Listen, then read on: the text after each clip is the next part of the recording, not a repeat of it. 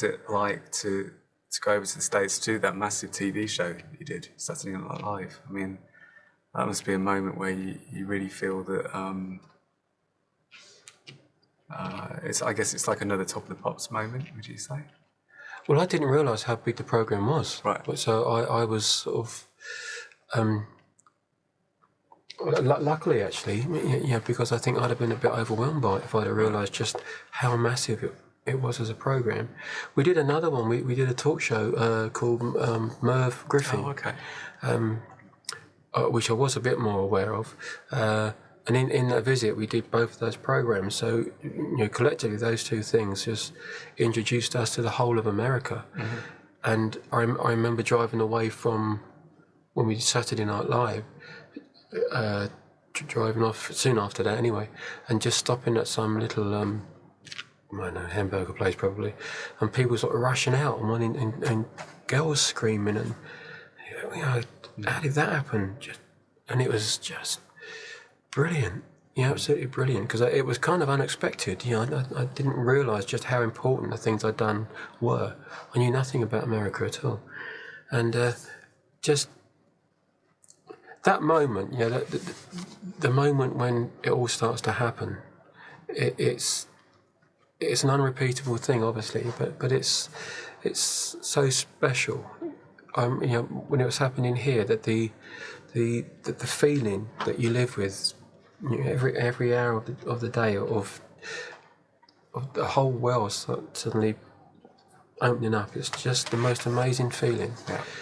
Because that's before all the shit starts, and all the other stuff comes in, and before it becomes a business, and before it becomes a career, and all that sort of stuff, and it becomes it's still fun and all that, but it's never quite the same as that moment of innocence when it's all just and you're sort of like big-eyed everywhere, and it's just amazing. And anyway, I had it here, and then got to America, and exactly the same thing sort of happened. It just suddenly went, just fantastic, absolutely fantastic. You in a way you sort of want to. It would be nice to relive it, but with a more aware head. But then again, it wouldn't be the same if you did that. It's just something fantastic about it.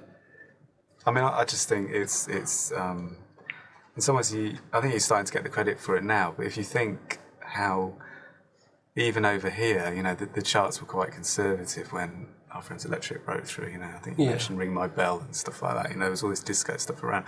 But in America, I mean, it was really deep set, wasn't it? I mean, it's all REO Speedwagon and soft rock and disco, and then pretty much, and then there you are. And even people like Bowie had not really broken through. Their electronic albums like Low wasn't a big seller, in America, and there were executives trying to get him to write another Young Americans, in that period. Yeah. And then there you are on this massive TV show doing things like Tarzan praying to the aliens. Yeah. Strange, isn't it? I mean, for me, it's a great moment where, it's so different, and it's one of those fantastic moments where something very different gets mass exposure, which is almost impossible to achieve, but there's just moments when that happens, and for me that's one of them, But it goes back to here. I would never have got a Merv Griffin or Saturday Night Live if I hadn't have had the success here. It doesn't matter what label. I was with a big label over there, at Co Atlantic.